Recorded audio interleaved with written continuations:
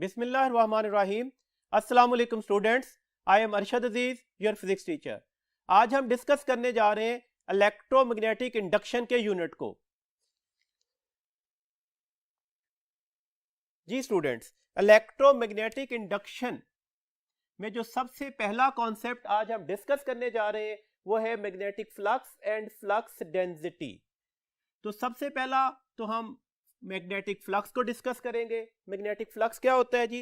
Magnetic flux actually है number of magnetic field lines passing through a certain element of area.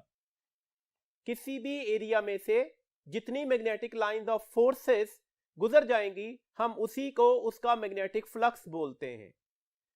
Magnetic flux का formula क्या है? That is the B dot A, where B is the magnetic induction and A के ऊपर vector head है, तो ये simple surface area नहीं है, that is taken as a vector area. अभी हम इसका कॉन्सेप्ट भी क्लियर करते हैं। एक्चुअली मैग्नेटिक फ्लक्स क्या है? डॉट प्रोडक्ट है, तो दैट्स व्हाई मैग्नेटिक फ्लक्स कौन सी क्वांटिटी मानी जाएगी? That is a scalar quantity. तो मैग्नेटिक फ्लक्स हमारे पास एक स्केलर क्वांटिटी है। फॉर्मूला अब इसे फर्दर कैसे हम सिंप्लीफाई कर सकते हैं? That is the B A cos of theta. अब थीटा कौन सा एंगल है? ये अच्छी तरह से याद रखिएगा, theta is the angle between the magnetic field and the vector area. याद रखना है ये सरफेस एरिया का एंगल नहीं है, ये एंगल वेक्टर एरिया का लिया जाएगा। अब अगले बात पर अगर हम आते हैं तो देखिएगा यहां पर हम इसकी मैक्सिमम और मिनिमम मैग्नेटिक फ्लक्स की वैल्यूज के लिए डिस्क्रिप्शंस लेते हैं। लेट्स सपोज हमने किसी भी सरफेस एरिया को मैग्नेटिक फील्ड में लाइक दैट रखा हुआ है। अगर ये सरफेस एरिया मैग्नेटिक फील्ड के साथ परपेंडिकुलर है तो आपको वादे तौर पर नजर आ रहा है कि इसका vector area. Actually vector area क्या होता है?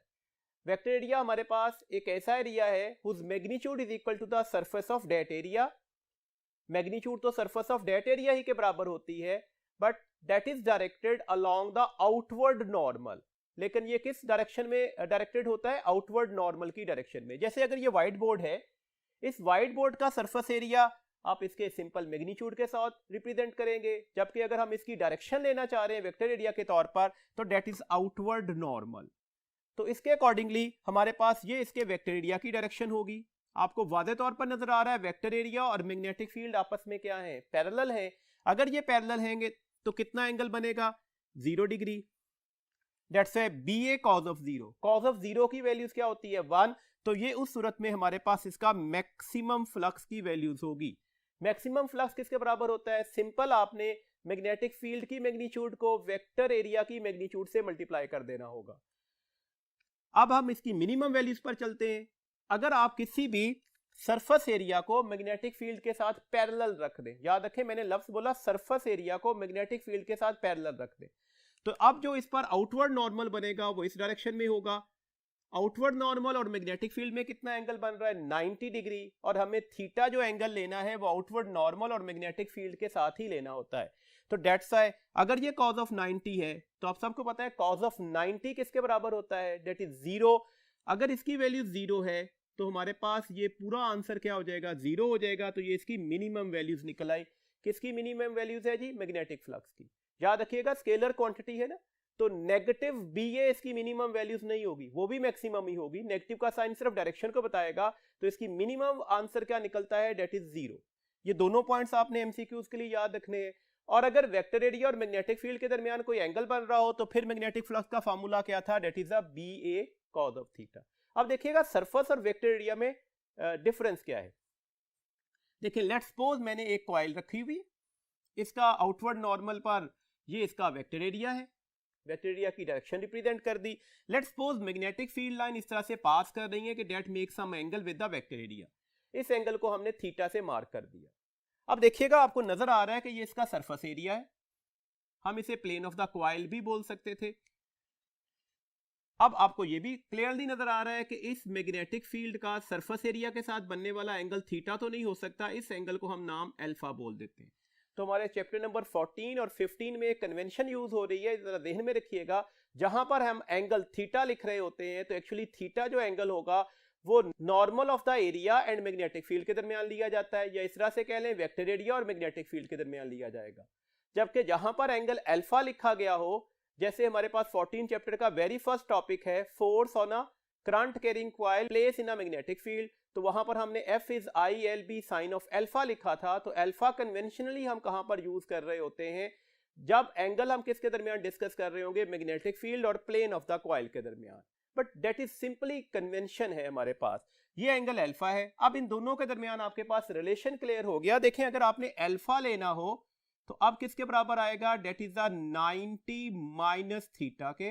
सिमिलरली थीटा लेना है तो वो किसके बराबर आएगा, 90 माइनस अल्फा के। बिकॉज सरफेस एरिया और वेक्टर एरिया के दरमियान कितना एंगल बन रहा है, वो 90 डिग्री बन रहा है। तो ये बातें अपने ध्यान में रखिएगा। डेट्स वाई अगर कभी सरफेस एरिया का एंगल दे दिया जाए तो आप सबसे पहले तो उसे थीटा में कन्वर्ट करेंगे 90 माइनस डेट एंगल करके, फिर इस फार्मूला में आपने वैल्यूज लगानी है। ये की पॉइंट था, इसमें अक्सर स्टूडेंट गलती कर जाते हैं। अभी हम एक क्वेश्चन को भी डिस्कस कर लेते हैं इस तरह से। देखिए अब हमारे पास ये मैक्सिमम और मिनिमम वैल्यूज के अकॉर्डिंगली तो आपने ये बात याद ही रखनी है। इसके कुछ यूनिट्स डिस्कस करते हैं। फ्लक्स का यूनिट वेबर होता है, वेबर को हम WB से रिप्रेजेंटेशन देते हैं। अगर हम इस फार्मूला पर आ जाएं तो B का यूनिट टेस्ला और एरिया का यूनिट मीटर स्क्वायर, तो वेबर टेस्ला मीटर स्क्वायर के बराबर भी होगा। टेस्ला के यूनिट्स लगाइएगा तो आप इस यूनिट्स को फर्दर सिंप्लीफाई करके न्यूटन मीटर पर एम्पियर भी लिख सकते हैं। अगर मैं न्यूटन की जगह पर न्यूटन के यूनिट्स लगा दूं तो हमें इसी फार्मूला को, इसी यूनिट्स को kilogram metre square second -2 ampere -1 भी लिख सकते हैं। यहां से हम इसकी डायमेंशन को भी ड्राइव कर सकते हैं। देखें किलोग्राम की डायमेंशन क्या होती है, that is mass, metre length, और लेंथ का स्क्वायर भी लेना होगा, सेकंड टाइम, और साथ में इसकी पावर -2 लेनी है। एम्पेयर की डायमेंशन एम्पेयर ही होगी, तो डेट्स वाई A-1, तो ये इसकी डायमेंशन भी याद रखिएगा। MCQs में बात का डायमेंशन के क्वेश्चंस भी आ जाते हैं। इसके एक और यूनिट्स है, ये SI यूनिट्स नहीं है, that are the Maxwell. Maxwell और वेबर का रिलेशन क्या है, ये भी आपने MCQs के लिए याद रखना है। 1 वेबर जो है वो 10⁸ मैक्सवेल के बराबर होगा। इसका मतलब है 1 मैक्सवेल किसके बराबर होगा, 10⁻⁻8 वेबर के। एक MCQs डिस्कस करते हैं ताकि हमारे पास अल्फा और थीटा का कॉन्सेप्ट क्लियर हो जाए। देखिए let's suppose the magnetic flux through an area will be half of maximum. जो मैग्नेटिक फ्लक्स है वो किसी एरिया में से इस तरह से पास कर रहा है कि वो half of the maximum values हो गया है। अब आपने एंगल कैलकुलेट करना है between the plane of the area and magnetic field के दरमियान। याद रखिएगा किसके दरमियान एंगल कैलकुलेट करना है, plane of the area and magnetic field के दरमियान। देखिए हम मैग्नेटिक फ्लक्स का फॉर्मूला लिखते हैं, that is a BA cos theta. अगर हमारे पास ये BA cos थीटा है तो अब हम यहां पर इसकी कैलकुलेशंस करते हैं। देखें कंडीशन ऑफ द क्वेश्चन क्या थी, जो फ्लक्स था वो क्या था, हाफ ऑफ मैक्सिमम। ये अपनी वैल्यूज का हाफ हो गया है, और किस वैल्यूज का, मैक्सिमम वैल्यूज का। तो डेट्स वाई आपको ये अच्छी तरह से पता है कि ये मैक्सिमम फ्लक्स होता है। अभी हम कैलकुलेट कर रहे हैं तो इसको हम मैक्सिमम फ्लक्स लिखते हैं। कंडीशन ऑफ द क्वेश्चन क्या थी, ये फ्लक्स क्या था, half of the maximum values. ये कॉज एंगल कैलकुलेट हो जाएगा, फाई मैक्सिमम से कैंसिल हो गया, तो डेट्स से कॉस थीटा किसके बराबर बचा, डेट इज 1/2 के। थीटा किसके इक्वल आ जाएगा, कॉस इनवर्स 1/2 के, और कॉस ऑफ इनवर्स 1/2 किसके बराबर होता है, तो 60 डिग्री। बट आंसर 60 डिग्री नहीं है, यही गलती होनी थी स्टूडेंट से। देखें वंस अगेन फोकस करें, हमारे पास एंगल पूछा गया plane of the area and magnetic field के दरमियान। हमने एंगल किसका कैलकुलेट किया, थीटा, और थीटा कौन सा एंगल है, that is the magnetic field and vector area का एंगल। तो अब हम प्लेन ऑफ द एरिया का कैसे एंगल लेंगे, अभी हम रिलेशन ड्राइव कर आए, तो अल्फा कैलकुलेट करने के लिए क्या करना पड़ेगा, 90 माइनस थीटा। तो अब 90 माइनस डेट एंगल, 90 माइनस 60 किसके बराबर निकल आएगा, 30 डिग्री। तो अब याद रखिएगा, अगर तो आपसे क्वेश्चन पूछा गया होता कि ये वेक्टर एरिया का मैग्नेटिक फील्ड के साथ एंगल क्या है, तो फिर करेक्ट ऑप्शन 60 डिग्री होती। और अगर क्वेश्चन पूछा जाए कि ये प्लेन ऑफ द एरिया और मैग्नेटिक फील्ड का कितना एंगल है, तो अब हमारे पास करेक्ट ऑप्शन क्या होगी, 30 डिग्री। इस तरह से एक और क्वेश्चन डिस्कस करते हैं। देखिए हमारे पास दिया गया कि जो मैग्नेटिक फील्ड की वैल्यूज है वो 40 I cap minus 18 K cap tesla है। How much flux passing through that area, area की वैल्यूज दे दी गई, डेट इज 5 सेंटीमीटर स्क्वायर, और ये जो लूप है लाई कर रही है XY प्लेन में, और ये फ्लैट रखी हुई थी। अब आप यहां से सबसे पहले तो वेक्टर एरिया कैलकुलेट करेंगे। अभी वेक्टर एरिया की डेफिनेशन जरा ध्यान में लेकर आए, क्या होता है जी vector area. Vector area is an area whose magnitude is equal to the surface of that area. This means that अगर मुझे वेक्टर एरिया की मैग्नीट्यूड लेनी है तो वो तो यही निकलेगी सरफेस ऑफ दैट एरिया वाली. तो ये 5 × 10⁻⁻⁴ मीटर स्क्वायर, मैंने एक्चुअली सेंटीमीटर स्क्वायर को मीटर स्क्वायर में कन्वर्ट कर दिया. अब अगले पॉइंट पर आइएगा. And direction is outward normal to that area. और डायरेक्शन किसके अलॉन्ग ले जाएगी? आउटवर्ड नॉर्मल के. अब देखें ये एरिया कहां पर रखा हुआ था? एक्स वाई प्लेन के. तो अब डायरेक्शन क्या लेनी है? एक्स वाई प्लेन के परपेंडिकुलर लेनी है. और एक्स और वाई के परपेंडिकुलर कौन सा एक्सिस होता है? जी एक्सिस. तो जी एक्सिस का यूनिट वेक्टर कौन सा लगेगा? के कैप. तो यहां पर इसकी डायरेक्शन हमने किससे रिप्रेजेंट कर दी? के कैप से. तो ये तो आपके पास वेक्टर एरिया कैलकुलेट हो गया. अब हम फ्लक्स लेते हैं. फ्लक्स किसके बराबर था? अभी हमने डिस्कस किया बी डॉट ए के. तो सबसे पहले तो हमने बी की वैल्यूज लगाई डॉट, फिर वेक्टर एरिया की वैल्यूज लगा दी. फर्स्ट ईयर डॉट प्रोडक्ट की प्रॉपर्टीज याद रखिएगा. जब भी दो different unit vectors co dot से मल्टीप्लाई किया जाएगा तो आंसर 0 निकलेगा. इसका मतलब है आई डॉट के, ये फैक्टर तो 0 हो जाएगा, मल्टीप्लाई करने की जरूरत नहीं है. फिर दूसरी बात, आप के डॉट के करेंगे तो के डॉट के का आंसर क्या निकलेगा? 1. तो इसका मतलब है हमें ऐसे दो कोफिशिएंट्स को मल्टीप्लाई करना है जिनके यूनिट वेक्टर सेम होंगे. तो आप क्या कर रहे हैं? -18 को 5 × 10⁻⁻⁴ से मल्टीप्लाई कर दीजिएगा तो आंसर निकल आएगा. That is -90 × 10⁻⁴ weber. एक्चुअली ये स्केलर है तो स्केलर के लिए नेगेटिव का साइन नहीं भी लगाते तो हमारे पास लिखा जाएगा 90 × 10⁻⁴ वेबर. तो ये इसकी करेक्ट ऑप्शन आ गई. कैसे कैलकुलेट किया? सबसे पहले तो सरफेस एरिया की इंफॉर्मेशन से हमने वेक्टर एरिया को कैलकुलेट किया. फिर डॉट प्रोडक्ट की प्रॉपर्टी को यूज करते हुए हम फ्लक्स की वैल्यूज पर आ गए. अभी हमने दूसरी क्वांटिटी का नाम बोला था फ्लक्स डेंसिटी. तो अब फ्लक्स डेंसिटी को देखते हैं ये क्या है. Flux density, magnetic induction, strength of magnetic field, ये एक ही चीज का नाम है. तो याद रखिएगा हमारे पास फ्लक्स डेंसिटी एक्चुअली बी ही है. तो बी किसके बराबर होगा? डेट इज द φ/a के. φ/a, फाई क्या है? Magnetic flux. और ये कौन सा एरिया लिया गया? Surface area. कब? देखें अभी हमने लास्ट टॉपिक में डिस्कस किया था कि यहां पर अगर इस तरह से हम एरिया को प्लेस कर दें, ये इसमें से मैग्नेटिक लाइन ऑफ फोर्सेस पास करें, तो इस वक्त हमारे पास फ्लक्स की वैल्यूज क्या निकली थी? BA. बिकॉज मैग्नेटिक फील्ड और वेक्टर एरिया में कितना एंगल बना था? 0 डिग्री. अब आप क्लियरली देख सकते हैं इस वक्त हमारे पास मैग्नेटिक फील्ड लाइंस जो है वो सरफेस ऑफ द एरिया के साथ परपेंडिकुलर है. तो डेट से हम इस डेफिनेशन को इस तरह से बोलते हैं, that is the flux per unit area. मैंने यूनिट एरिया का वर्ड बोला है, वेक्टर एरिया नहीं बोला. Per unit area held perpendicular. किसके परपेंडिकुलर है? मैग्नेटिक फील्ड के. That quantity is known as the flux density. अब देखें अगर हम कहें कि total number of lines passing through a certain element of area, that is flux. और अगर हम बोले the number of field lines passing पर यूनिट एरिया, मैंने अब थ्रू एलिमेंट ऑफ एरिया नहीं बोला, पर यूनिट एरिया बोला है, हेल्ड परपेंडिकुलर. तो अब ये फ्लक्स नहीं रहा, अब ये क्या हो गया है? फ्लक्स डेंसिटी हो गया है. तो ये बात अच्छी तरह से याद रखिएगा. तो ये हमारे पास फ्लक्स डेंसिटी की वैल्यूज आ गई. इसके यूनिट्स क्या होंगे? तो इसके units weber per metre square होंगे. आप इसे टेस्ला भी लिखते हैं और आप इसको फर्दर सिंप्लीफाई करें तो ये Newton per ampere per metre भी होंगे. आप इसके अलावा इसे अगर न्यूटन की जगह पर kilogram metre per second square apply कर दूं, ये किलोग्राम सेकंड -2 एम्पेयर -1 भी हो सकते हैं. इसके अकॉर्डिंगली आप इसकी डायमेंशंस भी तय कर सकते हैं. That is m t -2 a -1. तो डायमेंशन क्या लिखी गई? किलोग्राम की डायमेंशन मैस आ गई, सेकंड की डायमेंशन टाइम आ जाएगी और एम्पेयर की डायमेंशन एम्पेयर ही रहेगी और साथ में इसकी पावर्स भी लगानी होगी. इसके नॉन एसआई यूनिट्स हैं, उसे गॉस बोला जाता है. और गॉस और टेस्ला का रिलेशन याद रखना है, एमसीक्यूज में पूछा भी जा चुका. 1 टेस्ला जो है वो 10⁻⁴ गॉस के बराबर होगा. इसका मतलब है 1 गॉस किसके बराबर होगा? 10⁻⁻⁴ टेस्ला के. अब हमारे पास अगला टॉपिक जो आ रहा है, that is the electromagnetic induction. Just a definition है. डेफिनेशन के अकॉर्डिंगली भी क्वेश्चन हमारे पास एमडी कैट में पूछे गए. डेट्स वाई डेफिनेशन पर फोकस कीजिएगा. एक बार डेफिनेशन आपके जितने भी यूनिट्स में या बुक्स में आ रही हैं उसे एक बार रिवाइज जरूर कर लिया करें. देखो इलेक्ट्रोमैग्नेटिक इंडक्शन क्या है? An EMF is set up in a conductor when it moves across a magnetic field. Key word हुआ it moves across a magnetic field.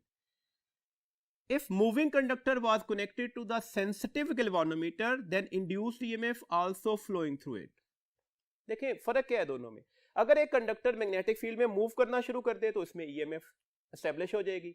आपको पता है करंट कब एस्टेब्लिश होता है, जब लूप क्या होगा, क्लोज होगा। ओपन लूप में करंट नहीं आ सकता, तो डेट्स से हमने इस कंडक्टर को क्लोज लूप करने के लिए इसके अक्रॉस हमने सेंसिटिव गैल्वेनोमीटर भी लगा दिया, तो ऑब्वियसली क्लोज लूप हुआ तो अब करंट भी फ्लो कर जाएगा। सबसे पहली कौन सी चीज इंड्यूस्ड हो रही है, ईएमएफ। तो याद रखने वाली बात है ईएमएफ लीड करेगी इंड्यूस करंट को, शर्त वही है कि लूप का क्लोज होना। हमारे पास ये ईएमएफ इंड्यूस्ड ईएमएफ कहला रही है, ये करंट इंड्यूस करंट करा रहा है, और ये सारा का सारा फिनोमिना क्या कहलाएगा, that is the electromagnetic induction. अगली पॉइंट याद रखिएगा जी, हमारे पास किसने डिस्कवरी की थी जी, Michael Faraday and Joseph Henry 1831 में। नेक्स्ट पॉइंट, इंड्यूस्ड ईएमएफ क्या होगी। हमारे पास इंड्यूस्ड ईएमएफ की कॉज क्या है, तो इंड्यूस्ड ईएमएफ क्यों मौजूद होती है, इंड्यूस्ड ईएमएफ क्यों प्रोड्यूस होती है, तो इसकी वजह या इसकी कॉज जो है वो चेंज इन फ्लक्स है। इसकी वैल्यूज किसके डायरेक्टली प्रोपोर्शनल होती है, rate of change of flux के। देखो अभी तो हमने बोला कि कंडक्टर मूव करना चाहिए अक्रॉस द मैग्नेटिक फील्ड, तो नो डाउट हम कहते हैं ईएमएफ या इलेक्ट्रोमैग्नेटिक इंडक्शन का फिनोमिना जो है वो रिलेटिव मोशन की वजह से आता है। तो रिलेटिव मोशन से होता क्या है, जब भी एक कंडक्टर मैग्नेटिक फील्ड की साइड पर या उससे अवे मूव करना शुरू हो जाए तो एक्चुअली फ्लक्स में चेंज आता है। तो एक्चुअल क्लास फ्लक्स का चेंज है, ये अच्छी तरह से याद रखिएगा। तो हमारे पास मैंने अब दो वर्ड्स बोले हैं, बहुत क्लियर डिफरेंस याद रखिएगा। अगर क्वेश्चन आ जाए कि इंड्यूस्ड ईएमएफ क्यों प्रोड्यूस होता है, तो हमारे पास वर्ड है चेंज इन फ्लक्स। और अगर क्वेश्चन आ जाए कि इंड्यूस्ड ईएमएफ की वैल्यूज किसके बराबर होती है, तो वो हमारे पास किसके बराबर आएगी, rate of change of flux के। तो ये हमने किसकी वैल्यूज की बात कर रहे हैं, इंड्यूस्ड ईएमएफ की। तो ये दो पॉइंट ध्यान में रखिएगा, इंड्यूस्ड ईएमएफ के प्रोड्यूस होने की वजह क्या है, तो वो हमारे पास वजह है चेंज इन फ्लक्स, और इंड्यूस्ड ईएमएफ की वैल्यूज किसके डायरेक्टली प्रोपोर्शनल होगी, that is the rate of change of flux. Minute सा डिफरेंस है, अच्छी तरह से एमसीक्यूज के लिए याद रखिएगा।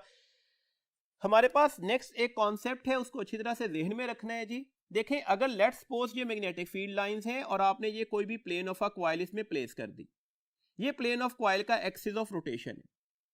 अगर axis of rotation magnetic field की लाइन पर निकल आए, मतलब axis of rotation of a plane of a coil magnetic field के या तो पैरेलल हो जाए या एंटी पैरेलल हो जाए। अब आप इस कॉइल को जैसे मर्जी रोटेट करें, इस एक्सिस ऑफ रोटेशन के अकॉर्डिंगली रोटेट करना शुरू कर दें, तो आप देखिएगा अगर मैं यहां पर इसके अकॉर्डिंगली इसे रोटेट कर रहा हूं तो फ्लक्स का चेंज पॉसिबल ही नहीं है, क्योंकि इसमें तो number of field lines pass ही नहीं कर सकती, तो फ्लक्स का चेंज कहां से आएगा। तो इस सूरत में इसका ईएमएफ क्या निकलेगा, डेट इज 0। तो अब इंपॉर्टेंट पॉइंट हो गया, अगर axis of rotation of a plane of a coil और मैग्नेटिक फील्ड सेम लाइन पर हुए तो उसमें रोटेशन से भी ईएमएफ कॉज नहीं हो सकती। एक पॉइंट और ध्यान में रखिएगा, अगर इसी प्लेन ऑफ कॉइल का जो एक्सिस ऑफ रोटेशन है वो मैग्नेटिक फील्ड के साथ परपेंडिकुलर हो जाता, तो अब क्या होता, तो ऑब्वियसली जब आप इसे इस एक्सिस ऑफ रोटेशन के अक्रॉस रोटेट करवाते तो यहां पर फ्लक्स मैक्सिमम हो गया, फिर फ्लक्स 0 हो गया, तो कॉन्टिन्यूसली फ्लक्स क्या करना शुरू कर जाता, चेंज होना शुरू हो जाता, और फ्लक्स का चेंज अब किस चीज को कॉज कर रहा होता, ईएमएफ को। याद रखिएगा लफ्ज चेंज इन फ्लक्स है, दैट्स अ चेंज इंक्रीजिंग भी हो सकता है, डिक्रीजिंग भी हो सकता है। तो ये इंपॉर्टेंट पॉइंट है, ये ध्यान में रखिएगा अच्छी तरह से। अब हम चलते हैं जी नेक्स्ट इंड्यूस करंट की साइड पर। जी हमारे पास नेक्स्ट फिनोमिना है इंड्यूस करंट। देखें सिंपल सा phenomena, Ohm's law, V is equal to IR, तो उसी फैक्टर से हम इंड्यूस करंट की वैल्यूज ले सकते हैं। इंड्यूस्ड ईएमएफ जो है वो I मल्टीप्लाई बाय R होगा। अगर ये इंड्यूस्ड ईएमएफ है तो ऑब्वियसली ये इंड्यूस करंट बोला जाएगा, और ये फैक्टर हमेशा कांस्टेंट निकलता है। तो एक बात तो यहां से बिल्कुल क्लियर हो गई कि इंड्यूस्ड ईएमएफ जो है वो रेजिस्टेंस ऑफ द कंडक्टर पर डिपेंड नहीं करती। इसका मतलब है आप ये भी कह सकते हैं कि जो इंड्यूस्ड ईएमएफ है वो रेजिस्टिविटी ऑफ द वायर पर डिपेंड नहीं कर रही होती। ये इंपॉर्टेंट पॉइंट है, याद रखिएगा। जबकि आपको इस एक्सप्रेशन से वादे तौर पर नजर आ रहा है कि इंड्यूस्ड करंट तो यूनिवर्सली प्रोपोर्शनल होगा रेजिस्टेंस ऑफ द कॉइल के। इस फैक्टर को ध्यान में रखिएगा। अब हम नेक्स्ट फैक्टर देखते हैं, इंड्यूस्ड करंट को इंक्रीज कैसे किया जा सकता है, फैक्टर कौन कौन से। तो सबसे पहला फैक्टर आपकी बुक में लिखा हुआ है कि इंड्यूस्ड करंट इंक्रीज हो सकता है by using the stronger magnetic field. आप मैग्नेटिक फील्ड को जितना स्ट्रॉन्गर करते जाएंगे उतना ही इंड्यूस्ड करंट क्या होता जाएगा, बढ़ता जाएगा। By moving the loop faster inside the magnetic field. आप वेलोसिटी ऑफ द कंडक्टर को, लूप को जितनी ज्यादा कर देंगे उतना उसमें इंड्यूस करंट की वैल्यूज क्या कर जाएगी, बढ़ जाएगी। By replacing the loop by coil of many turns, आप एक लूप की जगह पर ज्यादा टर्न्स को यूज कर लीजिएगा तो फिर भी हमारे पास इंड्यूस करंट की वैल्यूज क्या है, वो बढ़ जाती है। ये कुछ इंफॉर्मेशन थी जो आपने अच्छी तरह से याद रखनी है। इसी इंफॉर्मेशन के अकॉर्डिंगली आपसे कुछ क्वेश्चंस पूछे जाते हैं। अब हम अगले टॉपिक पर चलते हैं। नेक्स्ट टॉपिक है मोशनल ईएमएफ। मोशनल ईएमएफ क्या होती है जी? EMF induced by the motion of a conductor across the magnetic field. एक ऐसी ईएमएफ है जो मोशन ऑफ द कंडक्टर की वजह से प्रोड्यूस होती है, और ये मोशन ऑफ द कंडक्टर कहां पर आना चाहिए, अक्रॉस द मैग्नेटिक फील्ड। इसके लिए एक सेटअप डिजाइन करते हैं। लेट्स सपोज हमने दो कंडक्टिंग रेल्स ली, इसके ऊपर हम एक रॉड रखते हैं जिसकी लेंथ हमने क्या ली हुई, एल, और इसे क्लोज लूप करने के लिए इसकी दो साइड्स को किसी भी गिलवानोमीटर के साथ हमने क्या कर दिया, कनेक्ट कर दिया। तो अब आपको नजर आया A B C D A, एक क्लोज लूप बन चुका है। आपने ये पूरी असेंबली एक मैग्नेटिक फील्ड में रख दी, और ये मैग्नेटिक फील्ड यूनिफॉर्म होनी चाहिए। क्रॉस का साइन आपको बता रहा है कि ये मैग्नेटिक फील्ड की डायरेक्शन क्या होगी, into the plane of paper. अगर by means of some mechanical force हम इस रॉड को इस साइड पर धक्का देना शुरू हो जाए, तो अब रॉड क्या करना शुरू कर गया, मूव करना शुरू हो गया। किसके अक्रॉस, मैग्नेटिक फील्ड के अक्रॉस। तो डेट्स है यहां पर ईएमएफ इंड्यूस्ड हो जाएगी, और ये ईएमएफ इंड्यूस किस चीज को लीड करेगी, इंड्यूस करंट को। तो इंड्यूस करंट की वजह से गिलवानोमीटर में आ जाएगी डिफ्लेक्शन। तो बेसिकली हमारे पास क्या आया, रिलेटिव मोशन किसके दरमियान, between the conductor and magnetic field. उसने किस चीज को कॉज किया, ईएमएफ को। लेकिन अगर आप एक्चुअली रीजन देखें जैसे जैसे यहां पर लूप एरिया बढ़ता जाएगा तो बेसिकली हो क्या रहा है, फ्लक्स का चेंज इन्वॉल्व हो रहा है। तो एक्चुअल ईएमएफ की जो रीजन होती है वो चेंज इन फ्लक्स ही होती है। ये बात अपने ध्यान में अच्छी तरह से अब बैठा लें। अब देखिएगा इसमें हम कुछ पैरामीटर्स डिस्कस करते हैं। इस रॉड को अगर हम मैग्नेटिक फील्ड में मूव करते हैं तो यहां पर जो लगने वाली सबसे पहली फोर्स है वो मैग्नेटिक फोर्स है। चैप्टर नंबर 14 में हमने पढ़ा हुआ था कि ये मैग्नेटिक फोर्स एक्चुअली क्यों लगती है, क्योंकि चार्जेस मूव करना शुरू कर देते हैं इनसाइड द मैग्नेटिक फील्ड। जब भी rod, conductor, metal magnetic field में मूव करेगा तो उसमें मौजूद तमाम के तमाम जो कैरियर्स होंगे, जिसे हम फ्री इलेक्ट्रॉन्स कहते हैं, वो भी मैग्नेटिक फील्ड में मूव करना शुरू कर देंगे। तो डेट्स है उस मोशन की वजह से उन चार्ज कैरियर पर फोर्स लग रही होगी। इसकी मैग्नीट्यूड किसके बराबर आएगी, that is the F B is equal to the Q V B.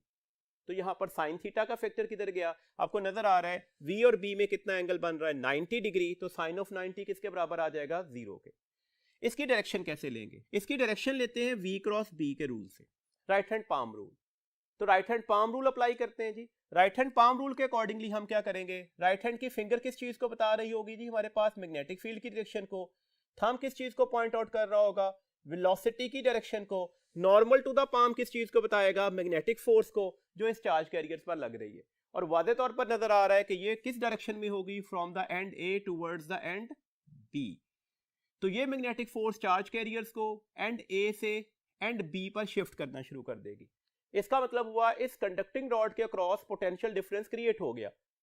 क्यों क्रिएट हुआ है, अगर चार्ज कैरियर्स ए एंड को छोड़कर बी एंड पर जाना शुरू हो जाए, क्यों जा रहे हैं, क्योंकि मैग्नेटिक फोर्स लग रही है। तो एक्सेस ऑफ चार्ज कहां पर हो गया, एंड ए पर।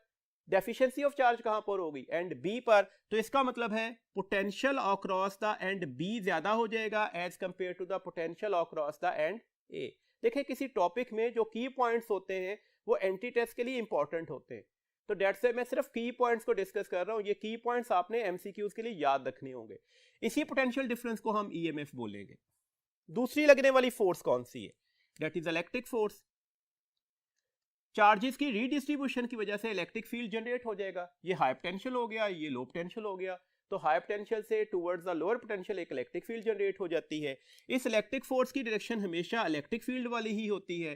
तो दैट्स व्हाई इसकी डायरेक्शन क्या होगी, इलेक्ट्रिक फोर्स की डायरेक्शन क्या होगी, from the end B towards the end A. इसकी मैग्नीट्यूड क्या हो जाएगी, that is F E is equal to the Q into E. अब देखिएगा आपको नजर आ रहा है कि इस फोर्स की मैग्नीट्यूड में तो कोई चेंज नहीं आ सकता, ये तो कांस्टेंट फोर्स है। चार्ज कैरियर्स रॉड के अंदर सेम, स्पीड हमने यूनिफॉर्म रखी, मैग्नेटिक फील्ड हमने यूनिफॉर्म अप्लाई किया, तो ये तो सेम है। इस फोर्स की मैग्नीट्यूड सेम नहीं है, ये इलेक्ट्रिक फील्ड के साथ क्या करेगी, वेरी कर रही होगी। जैसे जैसे चार्जेस अपवर्ड शिफ्ट होते जाएंगे, इलेक्ट्रिक फील्ड स्ट्रॉन्गर होती जाएगी, तो ये फोर्स भी क्या करती जाएगी, बढ़ती जाएगी। तो कुछ लम्हों के बाद, कुछ देर के बाद ये फोर्स मैग्नेटिक फोर्स के बराबर हो जाएगी। तो क्या चीज अटेन हो गई, इक्विलिब्रियम। इक्विलिब्रियम पर ये दोनों फोर्सेस इक्वल इन मैग्नीट्यूड और डायरेक्शन में तो ये अपोजिट थी ही। इस जगह पर याद रखने वाला पॉइंट है, अब कांस्टेंट करंट इंड्यूस हो जाएगा।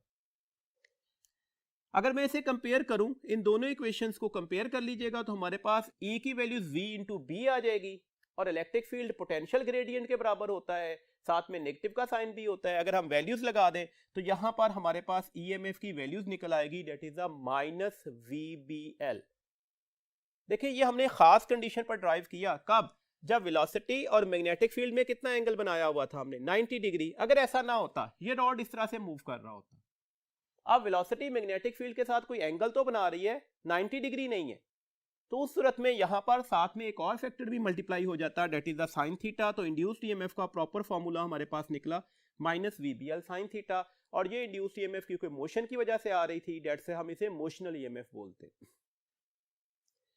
एक बात और याद रखिएगा, ये इक्विलिब्रियम हमेशा एस्टेब्लिश नहीं रहेगा। Whenever the charges move from high potential towards the low potential, जब भी चार्जेस हाई पोटेंशियल से लो पोटेंशियल की साइड पर मूव करेंगे, पोटेंशियल डिफरेंस क्रिएट हो गया ना। पोटेंशियल डिफरेंस क्रिएट होने का मतलब क्या है, चार्जेस जो हैं वो हाई पोटेंशियल से लो पोटेंशियल की साइड पर मूव कर गए, दैट इज द करंट। तो इसका मतलब क्या हुआ, अब यहां पर इलेक्ट्रिक फील्ड क्या हो जाएगी, वीकर हो जाएगी, दैट्स द इक्विलिब्रियम जो है वो डिस्टर्ब हो जाएगा in the favour of magnetic force. अब इस लम्हे पर मैग्नेटिक फोर्स की वैल्यूज बढ़ जाएगी, दैट्स एक चार्ज और ऊपर शिफ्ट हो जाएगा, फिर इक्विलिब्रियम एस्टेब्लिश हुआ और करंट क्या हो जाएगा, वो कांस्टेंट हो जाएगा। ये इंपॉर्टेंट पैरामीटर था, ये एमसीक्यूज के लिए अपने पॉइंट याद रखना होगा। अब हमारे पास इंड्यूस करंट की वैल्यूज क्या निकलेगी, that is the induced EMF divided by the resistance. तो फार्मूला बन जाएगा minus VBL sine theta over the R। अब याद रखिएगा इंड्यूस्ड ईएमएफ किन किन फैक्टर्स पर डिपेंड कर रही है, सिर्फ इक्वेशन पर फोकस करना है, वही आपके वेरिएबल पॉइंट्स होंगे, उन्हीं की वेरिएशन से क्वेश्चंस आ सकते हैं। देखिए क्लियरली नजर आ रहा है इंड्यूस्ड ईएमएफ किस पर डिपेंड कर रही है, मोशन ऑफ द कंडक्टर पर।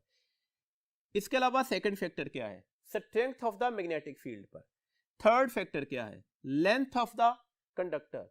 फोर्थ फैक्टर क्या है, थीटा एंगल। एंगल थीटा क्या है, ये वो एंगल है जो वेलोसिटी एंड मैग्नेटिक फील्ड के दरमियान बन रहा है। तो ये चार फैक्टर्स पर डिपेंड कर रही है, V, B, L और थीटा एंगल। अब देखिएगा लेट्स सपोज यहां पर अगर मैं आपसे कह दूं कि ये थीटा एंगल बन ही जीरो गया है, जीरो का मतलब साइन का फंक्शन है ना, तो साइन ऑफ जीरो क्या होता है, जीरो। 180 बन गया है, साइन ऑफ 180 भी क्या होगा, जीरो। इसका मतलब हुआ, देखिए सिंपल सा क्वेश्चन आ सकता है आपसे, अगर ये रॉड जो है वो मैग्नेटिक फील्ड की डायरेक्शन में या मैग्नेटिक फील्ड से अपोजिट मूव करना शुरू कर दे, मूव भी कर रहा है, मैग्नेटिक फील्ड भी मौजूद है, लेकिन इसी लाइन पर मूव करना शुरू कर दे, तो अब एंगल क्या बन रहा है, जीरो या 180, और साइन ऑफ जीरो या साइन ऑफ 180 किसके बराबर होते हैं, जीरो के। तो इसका मतलब है इंड्यूस ईएमएफ की वैल्यूज क्या निकल आएगी, that would be the zero. एक पॉइंट और याद रखिएगा, आपसे कहा जाए एक रॉड है जिसकी लेंथ 5 सेंटीमीटर थी, किसी यूनिफॉर्म मैग्नेटिक फील्ड में प्लेस किया हुआ है, और मैग्नेटिक फील्ड की वैल्यूज 0.2 टेस्ला थी, इनके दरमियान जो एंगल है वो 30 डिग्री बन रहा है। अब बता दें ईएमएफ क्या होगी। देखिए मैंने कहा प्लेस किया हुआ है, और अगर कोई चीज प्लेस की जाए तो ऑब्वियसली उसकी स्पीड क्या हो जाती है, जीरो। तो अगर ये कंडक्टर किसी मैग्नेटिक फील्ड में मूव नहीं करता, उसकी स्पीड जीरो हो जाए, वो रेस्ट पर मौजूद हो, तो उस वक्त भी ईएमएफ की वैल्यूज क्या निकलेगी, वो जीरो ही निकलेगी। तो ये कुछ इंपॉर्टेंट पॉइंट्स है, इसकी वेरिएशंस आपने याद रखनी है। सिंपल इज दैट, ई और लेंथ में कौन सा रिलेशन बन रहा था, डायरेक्ट। तो आपसे कहा जाए लेंथ ऑफ द रॉड को हमने डबल कर दिया, what is the effect upon the induced EMF, all other factors remain same, तो ऑब्वियसली वो डबल हो जाएगी। तो हमारे पास जो वेरिएबल्स होते हैं ना, उन पर आपने बहुत फोकस करना होता है, उन्हीं की वेरिएशन से हमारे पास मैथमेटिकल न्यूमेरिकल एमसीक्यूज बनते हैं। अब हमारे पास एक एमसीक्यूज को डिस्कस भी कर लेते हैं। लेट्स सपोज हमसे कहा जाए कि एक मेटल रॉड है जिसकी लेंथ दे दी गई 25 सेंटीमीटर है, वो इस स्पीड से मूव कर रहा है 0.5 मीटर पर सेकंड, किस मैग्नेटिक फील्ड में, 0.25 टेस्ला की मैग्नेटिक फील्ड में। तो आपने ये बताना है कि ईएमएफ की वैल्यूज क्या होगी। देखें अगर हमें ये बता दिया जाता है कि एंगल क्या है, तो लेट्स सपोज हम ले लेते हैं कि एंगल जो है वो 90 डिग्री था। परपेंडिकुलर का वर्ड हमें लीड कर रहा है कि एंगल कितना निकलेगा 90 डिग्री। अब आप ये सारी वैल्यूज अप्लाई कर दीजिएगा। v की जगह पर हमने क्या लिखा 0.5, b की जगह पर क्या लिखा 0.25, l की जगह पर क्या लिखा 25 इंटू 10⁻⁻²। -2 क्यों लगाया? सेंटीमीटर को हमने मीटर में कन्वर्ट किया। साइन ऑफ थीटा, तो साइन ऑफ थीटा क्या होगा? साइन ऑफ 90, तो ये फैक्टर तो हो जाएगा 1। अब हम मल्टीप्लाई करते हैं। देखिए 25 को 25 से मल्टीप्लाई करता हूं तो ये 625 होगा। अब मैंने 625 को 5 से मल्टीप्लाई करना है। देखिए कभी भी किसी भी सूरत में प्रॉपर कैलकुलेशन अगर आपको थोड़ा मुश्किल लग रही है तो 625 आप इसे राउंड ऑफ कर लें कि ये 600 है। आप इसे 600 को 5 से मल्टीप्लाई करेंगे तो आप सबको पता है कि आंसर अब 3000 हो जाएगा। तो आप गैस वर्क से भी काम चला सकते हैं, उससे आप एग्जैक्ट ऑप्शन पर ऑटोमेटिकली पहुंच जाएंगे। तो डेट से आप ध्यान में रखा करें कि आपको थोड़ा गैस करना आना चाहिए, वैल्यूज को राउंड ऑफ कीजिएगा, राउंड ऑफ करने के बाद कैलकुलेशन पर आया करें। अब मैंने कहा ये 3000 हो जाएगा। प्रीफिक्सेस को अलहदा सॉल्व कर देते हैं। ये -2 थी, ये 0.25 है ना, तो ये भी -2 थी, ये 0.5 है तो ये भी -1 थी, तो 10⁻⁻², 10⁻⁻², 10⁻⁻1, तो ये कितनी होगी 10⁻⁻5। अगर हम यहाँ पर 3000 ही ले रहे हैं तो ये 1 2 3 डेसिमल 3 डिजिट इधर जाएगा तो ये जस्ट 3 रह जाएगा, और यहाँ पर 10⁻⁻ क्या आ जाएगा -2 आ जाएगा। तो ये 3 × 10⁻⁻² वोल्ट हमारे पास करेक्ट ऑप्शन होगी। और अगर हम इसके नियर अबाउट ऑप्शन पर जाएंगे तो ऑब्वियसली वो हमारे पास आसानी से मिल जाएगी, डेट इज 3.13 × 10⁻⁻² वोल्ट। तो अगर आप चीजों को राउंड ऑफ करना, गैस करना जानते हैं तो फिर आप अपने क्वेश्चंस के आंसर पर आसानी से पहुंच जाएंगे। नेक्स्ट जी हमारे पास है Faraday's law of electromagnetic induction. हमने अब पढ़ना है जी फेराडे लॉ, और वो क्या कौन सा लॉ है? इलेक्ट्रोमैग्नेटिक इंडक्शन का। Faraday law of electromagnetic induction की मैथमेटिकल इक्वेशन क्या है? तो ये हमारे पास है जी, जो एवरेज इंड्यूस्ड ईएमएफ होती है किसी भी कॉइल में वो इक्वल होगी -∆φ/∆t। और अगर इस कॉइल को हम रिप्लेस कर चुके होंगे n नंबर ऑफ टर्न से, तो जितने नंबर ऑफ टर्न हैं वो भी इसके साथ आकर क्या हो जाएंगे? मल्टीप्लाई हो जाएंगे। This means that, once again वही बात एक बार फिर रिपीट कर रहा हूं, इंड्यूस्ड ईएमएफ की कॉज क्या है? Change in flux. Induced EMF की वैल्यू किस पर डिपेंड करेगी? Rate of change of flux पर। इसमें नेगेटिव का साइन क्या बता रहा है? नेगेटिव का साइन हमारे पास ये बता रहा है कि ये इंड्यूस्ड ईएमएफ जो है वो चेंज इन फ्लक्स को क्या कर रही होगी? अपोज कर रही होगी। कैसे अपोज करेगी? ये लेंज़ेस लॉ से बात समझ में आएगी। अब देखिएगा हमारे पास फ्लक्स का चेंज कैसे आ सकता है। फ्लक्स का चेंज आपसे दे दिया जाए कि हमारे पास जो इनिशियल फ्लक्स था लेट्स सपोज वो 2 वेबर था, फाइनली वो 5 वेबर हो जाए, तो अब आपके पास फ्लक्स का चेंज क्या आएगा? Final flux minus the initial flux. आप सबको पता है फ्लक्स किसके बराबर होता है? That is BA। अगर मुझे यहां पर चेंज चाहिए तो चेंज दो जगहों से आ सकता है ना। मैं ऐसे कर सकता हूं कि मैं B को चेंज कर दूं, तो फिर भी तो फ्लक्स में चेंज आएगा। तो डेट्स वाई ये बात याद रखिएगा, पॉसिबिलिटी हो सकती है कि मैं इस फार्मूला को -n∆BA/∆t से लिखूं। अब फ्लक्स का चेंज क्यों आया? क्योंकि मैग्नेटिक फील्ड चेंज हो गई। ये भी पॉसिबल है कि फ्लक्स का चेंज एरिया के चेंज होने से आ जाए। आप किसी भी कॉइल का एरिया कंटिन्यूसली मैग्नेटिक फील्ड में कम ज्यादा करना शुरू कर दे तो फ्लक्स फिर भी चेंज होगा।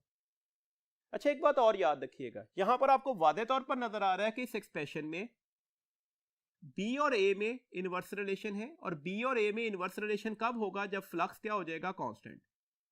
तो डेट से अगर आपसे क्वेश्चन आ जाए कि आपने B को डबल कर दिया, एरिया को हाफ कर दिया, चेंज दोनों में किया है, अब बताएं ईएमएफ क्या होगी? तो अब ईएमएफ नहीं आनी चाहिए। जब आपने B और A को इनवर्स रिलेशन से चेंज किया तो उस वक्त फ्लक्स क्या हो जाएगा? कांस्टेंट। और अगर फ्लक्स में चेंज ना आया तो उस वक्त ईएमएफ नहीं आती। ये पॉइंट इंपॉर्टेंट है, इसे आपने एमसीक्यूज के लिए याद रखना है। अगर आप थोड़ा याद करके आ रहे हैं तो ये हमारी बुक का एक शॉर्ट क्वेश्चन भी है। अच्छा जी, इसमें अगली बात याद रखिएगा, एवरेज इंड्यूस करंट क्या होगा? तो आप सिंपल इस फैक्टर को किससे डिवाइड कर देंगे? R से, बिकॉज करंट किसके बराबर होता है? ईएमएफ डिवाइडेड बाय रेजिस्टेंस के। कितने चार्जेस इंड्यूस्ड हो रहे होंगे? तो चार्जेस का एक्सप्रेशन क्या होता है? Current into delta t. तो current into delta t, current का फैक्टर लगा दे, साथ में डेल्टा टी मल्टीप्लाई कर दीजिएगा, डेल्टा टी का फैक्टर डेल्टा टी से कैंसिल हो जाएगा। तो इंपॉर्टेंट पॉइंट आया कि चार्ज जो है जो इंड्यूस चार्ज है वो डेल्टा टी टाइम इंटरवल पर डिपेंड नहीं कर रहा होगा। इसमें कुछ एमसीक्यूज डिस्कस करते हैं, कुछ पॉइंट्स डिस्कस करते हैं। देखिए, अगर आपसे कहा जाए कि ये ग्राफ बना हुआ है वो मैग्नेटिक फील्ड और टाइम के दरमियान है, ये भी कहा जा सकता है कि ये फ्लक्स और टाइम के दरमियान है।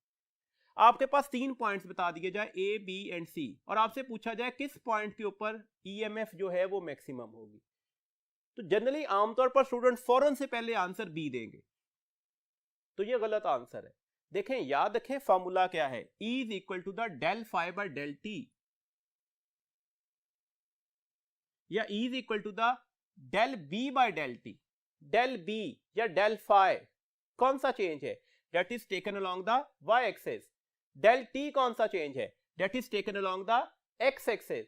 और जब भी हम वाई एक्सिस का चेंज एक्स एक्सिस के चेंज से डिवाइड करते हैं तो that is actually the slope. तो हमें इन तीनों पॉइंट्स का स्लोप लेना है, और किसी भी कर्व का स्लोप लेने के लिए उसके ऊपर क्या ड्रॉ करते हैं, टेंजेंट लाइन ड्रॉ करते हैं। तो पॉइंट ए पर अगर मैं टेंजेंट लाइन ड्रॉ करूंगा तो लाइक दैट निकलेगी, पॉइंट बी की टेंजेंट लाइन ये होगी, और पॉइंट सी की टेंजेंट लाइन ये होगी। आप सबको पता है वाई एक्सिस पर अगर टेंजेंट लाइन आ जाए तो इसका जो स्लोप होता है वो मैक्सिमम हो जाता है, जिसे आप इन्फिनिटी भी बोलते हो। एक्स एक्सिस की लाइन का जो स्लोप होता है वो 0 होता है। तो इसका मतलब है सबसे बड़ा स्लोप इस वक्त आपको कहां पर नजर आ रहा है, पॉइंट सी पर। तो इसका मतलब है इस पॉइंट के ऊपर ईएमएफ क्या हो चुकी होगी, मैक्सिमम हो चुकी होगी। तो that is over correct option. ये गलती के चांसेस से, दैट्स व्हाई मैंने पॉइंट से ये बात समझा दी। अगला पॉइंट ध्यान में रखिएगा, फ्लक्स का चेंज एक्सिस ऑफ रोटेशन के साथ रोटेट कर से भी आ सकता है। उसमें अक्सर स्टूडेंट गलती कर जाते हैं, तो दैट्स व्हाई मैंने फिगर से ये बात समझा देता हूं। देखिए, लेट्स सपोज ये मैग्नेटिक फील्ड लाइंस हैं, इसमें हमने कोई भी प्लेन ऑफ कंडक्टिंग लूप रखी हुई है, ये इसका एक्सिस ऑफ रोटेशन है। अगर मैं इसे 90 डिग्री पर रोटेट कर दूं तो अब फ्लक्स में चेंज कितना आया। देखें, इस कंडीशन पर फ्लक्स, हमारे पास जो इनिशियल फ्लक्स है वो कितना होगा। बी और एरिया वेक्टर में कौन सा एंगल बन रहा है, 0 डिग्री, तो बी ए कॉज ऑफ 0 क्या हो जाएगा, बी ए। तो इनिशियल फ्लक्स क्या आ गया, बी ए। अब देखें, ये 90 डिग्री पर घूम गया, तो 90 डिग्री पर घूमने के बाद आप इसकी नई शक्ल क्या बन चुकी होगी, ये मैग्नेटिक फील्ड लाइंस। और अगर मैं इसे 90 डिग्री पर घुमा लाऊं तो अब ये प्लेन ऐसे ही हो जाएगा। अगर ये ऐसे हो गया तो आपको नजर आ रहा है तो फ्लक्स इसमें पास ही नहीं कर सकता, बिकॉज बी और वेक्टर एरिया में एंगल क्या बन गया है, 90 डिग्री। तो फाइनल फ्लक्स क्या हो जाएगा, 0। तो चेंज इन फ्लक्स क्या निकला, बी ए के बराबर निकला। तो ऐसे क्वेश्चंस पेपर में आ सकते हैं जिसमें आपसे कहा जाए कि हमारे पास इस तरह से था कि जो फील्ड की वैल्यूज दे दी जाए और रोटेशन एंगल के साथ आपसे बात की जाए, तो आप सिंपल अगर 90 डिग्री के रोटेशन एंगल पर होगा तो चेंज इन फ्लक्स क्या होगा, that is simply B A. Further calculation से आप बच जाएंगे। देखिए, इसी बात को इस तरह से भी जनरलाइज करते हैं। लेट्स सपोज मेरे पास ये इनिशियल कंडीशन है, इसके ऊपर हमारे पास फ्लक्स क्या निकलेगा, B into A, because cause of 0 1 हो जाएगा। आपसे कहा जाए कि इस प्लेन ऑफ कंडक्टिंग लूप को हमने 180 डिग्री पर रोटेट करवा दिया। अब अगर 180 डिग्री पर रोटेट कर दे तो अब चेंज इन फ्लक्स कितना होगा। अगर ये 180 डिग्री पर रोटेट हो जाए तो ये इसकी फाइनल पोजीशन होगी, मैग्नेटिक फील्ड की डायरेक्शन उसी तरह से रहेगी, सिर्फ वेक्टर एरिया अपनी डायरेक्शन बदल चुका होगा। ये 180 डिग्री पर रोटेट होकर लाइक दैट हो गया। अब बी और ए में कितना एंगल बना, 180 डिग्री, और कॉज ऑफ 180 क्या होता है, -1, तो ये माइनस बी ए हो जाएगा। तो फाइनल फ्लक्स किसके बराबर निकला, माइनस बी ए के। इनिशियल फ्लक्स किसके बराबर निकला, बी ए के। दोनों का माइनस करें तो अब चेंज इन फ्लक्स किसके बराबर आ जाएगा, दैट इज -2BA। तो इस तरह से अगर आपके पास एंगल ऑफ रोटेशन से फ्लक्स का चेंज आ रहा हो तो उसको भी कैलकुलेट करना आपके लिए आसान है, और फिर वो वैल्यूज आप इंड्यूस ईएमएफ के फार्मूला में लगा देंगे तो ऑटोमेटिकली आपके पास ईएमएफ की वैल्यूज भी निकल आएगी। नेक्स्ट टॉपिक है जी हमारे पास, that is Lenz's law. Lenz's law actually याद रखिएगा the negative sign of the Faraday law of electromagnetic induction को एक्सप्लेन कर रहा है।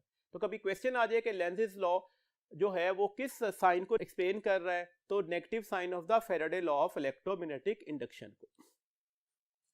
एक बात और याद रखिएगा, इंपॉर्टेंट पॉइंट है, ये 1-2 दफा एंट्री टेस्ट में क्वेश्चन पूछा भी जा चुका कि Lenz's law is actually the another statement of law of conservation of energy. Actually, Lenz's law is the manifestation of law of conservation of energy.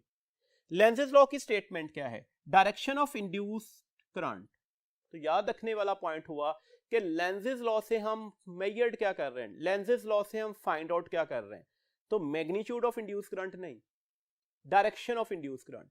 Directly किससे कंसर्न कर रहा है, इंड्यूस करंट की डायरेक्शन से। तो डेट से अगर induce current की ऑप्शन भी हो और डायरेक्शन ऑफ इंड्यूस ईएमएफ की भी ऑप्शन हो, तो फिर भी बेस्ट ऑप्शन कौन सी होगी, direction of the induce current. कैसे होगी जी, that is always so as to oppose the change which cause the current. ये हमेशा अपनी कॉज को अपोज कर रही होगी। अब इसको दो पैरामीटर से समझते हैं, फिर इसके कुछ क्वेश्चंस डिस्कस करते हैं ताकि लेंजेस लॉ से आने वाले क्वेश्चंस को हम आसानी से सॉल्व कर सकें। देखिए लेंजेस लॉ में कोई मैथमेटिकल क्वेश्चन तो है नहीं, डायरेक्शन बतानी है ना, तो डायरेक्शन के क्वेश्चंस आ सकते हैं लेंजेस लॉ से। देखिए लेट्स सपोज मेरे पास एक कंडक्टिंग लूप है, इसमें क्लोज लूप करने के लिए हमने इसके साथ गिलवानोमीटर भी अटैच कर दिया, और गिलवानोमीटर ऑब्वियसली हमें डिफ्लेक्शन से ये भी बता रहा होगा कि करंट फ्लो कर रहा है या नहीं कर रहा। हमने इसके सामने एक बार मैग्नेट रखा, मैंने कहा इसके सामने एक बार मैग्नेट रखा। अगर मैं इसके सामने एक बार मैग्नेट रख दूं तो ऑब्वियसली फ्लक्स तो होगा इस लूप में, फ्लक्स का चेंज नहीं आएगा, दैट्स ए ईएमएफ इंड्यूस्ड नहीं हो सकती। ईएमएफ इंड्यूस होने के लिए क्या चाहिए, फ्लक्स का चेंज, और फ्लक्स का चेंज लेने के लिए हम एक मेथड जानते हैं, रिलेटिव मोशन। तो डेट से अगर मैं इस बार मैग्नेट को वापस खींच दूं तो अब क्या होगा, जैसे जैसे ये बार मैग्नेट यहां से अवे मूव करना शुरू कर देगा, इसमें फ्लक्स डिक्रीज कर रहा होगा। मैंने पहले भी बोला फ्लक्स का चेंज, और चेंज जो है वो इंक्रीजिंग भी हो सकता है, डिक्रीजिंग भी हो सकता है। अगर मैं इसे वापस खींचना शुरू कर दूं तो इसमें फ्लक्स का चेंज आएगा, और इस फ्लक्स के चेंज की वजह से ये कॉइल हमारे पास ईएमएफ को इंड्यूस करेगी। कॉइल क्लोज है तो क्लोज लूप होने की वजह से इसमें क्या आ जाएगा, इसमें इंड्यूस करंट भी आ जाएगा। और अगर किसी कॉइल में करंट इंड्यूस हो जाए तो वो कॉइल फैंटम बार मैग्नेट के तौर पर बिहेव करती है। तो दैट्स व्हाई यहां पर ऐसे क्वेश्चंस आ जाएं तो सबसे पहले पॉइंट पर आप फैंटम बार मैग्नेट की पोलैरिटी को तय कर सकते हैं। देखें फैंटम बार मैग्नेट की पोलैरिटी कैसे तय करेंगे। अगर ये मैं इसे वापस खींच रहा हूं तो फ्लक्स क्या कर रहा होगा, कम हो रहा होगा। इसकी पोलैरिटी ऐसे तय होगी कि ये इस फ्लक्स को क्या कर रही होगी, बढ़ा रही होगी, क्योंकि हमारे पास ये इसका लॉ था, ये हमेशा अपनी कॉज को अपोज करेगी। कैसे बढ़ाएगी, अब इसको बढ़ाने का तरीकेकार क्या है, इनके दरमियान क्या चीज आनी चाहिए, अट्रैक्शन। अट्रैक्शन का मतलब है नॉर्थ के सामने कौन सा पोल बनेगा, साउथ। तो इसका मतलब हुआ कि अब हमारे पास इस कंडक्टिंग लूप में बार मैग्नेट के सामने वाला पोल क्या बन जाएगा, साउथ। अब हम डायरेक्शन ऑफ द इसकी करंट ले लेते हैं, और डायरेक्शन ऑफ करंट लेने के लिए हमारे पास फैंटम बार मैग्नेट में राइट हैंड रूल है, वो अप्लाई कर देते हैं। नॉर्थ पोल की डायरेक्शन में फिंगर्स रखेंगे, थंब किस चीज को बता रहा होगा, डायरेक्शन ऑफ द करंट को, तो ये डायरेक्शन ऑफ द करंट आ गई। वादे तौर पर नजर आ रहा है ये डायरेक्शन ऑफ द करंट क्या होगी, दैट इज द क्लॉकवाइज। इसी बात को रिवर्स करते हैं, अब मैं नॉर्थ पोल को towards that conducting loop push कर देता हूं। अब क्या होगा, अब देखिएगा इन दोनों के दरमियान क्या हो रही है, अट्रैक्शन हो रही है, या इन अदर वर्ड्स आप कह रहे हैं कि फ्लक्स क्या कर रहा होगा, इंक्रीज कर रहा होगा। इसे अपोज कैसे किया जाएगा, रिपल्शन से, या फ्लक्स को डिक्रीज करके। रिपल्शन कैसे होगी, आमने सामने कौन से पोल बनने चाहिए, सेम पोल्स बनने चाहिए। अगर आमने सामने सेम पोल्स बन रहे होंगे तो इस नॉर्थ पोल के सामने भी यहां पर कौन सा पोल बनेगा, नॉर्थ पोल। तो आपने सबसे पहले पॉइंट पर इस फैंटम बार मैग्नेट की पोलैरिटी को तय कर दिया। अब यहां पर राइट हैंड रूल अप्लाई करके आप डायरेक्शन ऑफ करंट ले सकते हैं। तो डायरेक्शन ऑफ करंट क्या हो जाएगी, नॉर्थ पोल की साइड पर मैंने फिंगर्स रखी, थंब किस चीज को बता रहा है, करंट की डायरेक्शन को। तो आपको वादे तौर पर नजर आ रहा है कि आप करंट की डायरेक्शन क्या हो जाएगी, एंटी क्लॉकवाइज हो जाएगी। एक पॉइंट और ध्यान में देखिएगा, देखें अगर लेट्स सपोज मैं बार मैग्नेट को अवे मूव करवा रहा था तो यहां पर गैल्वेनोमीटर में लेट्स सपोज अगर डिफ्लेक्शन जो है वो टुवर्ड्स लेफ्ट आ रही है तो इसे टुवर्ड्स मूव करवाते हुए गैल्वेनोमीटर में डिफ्लेक्शन टुवर्ड्स राइट हो जाएगी। मतलब डायरेक्शन ऑफ मोशन से डायरेक्शन ऑफ करंट भी चेंज हो जाता है। अच्छा, इन दो पॉइंट्स को अपने ध्यान में रखना है, यही अप्लाई करने हैं डायरेक्शन लेने के लिए। क्वेश्चन यही से पूछे जा सकते हैं। देखिए सिंपल इज दैट, कोई ज्यादा मुश्किल बात नहीं है, बातों को जनरलाइज करते हैं।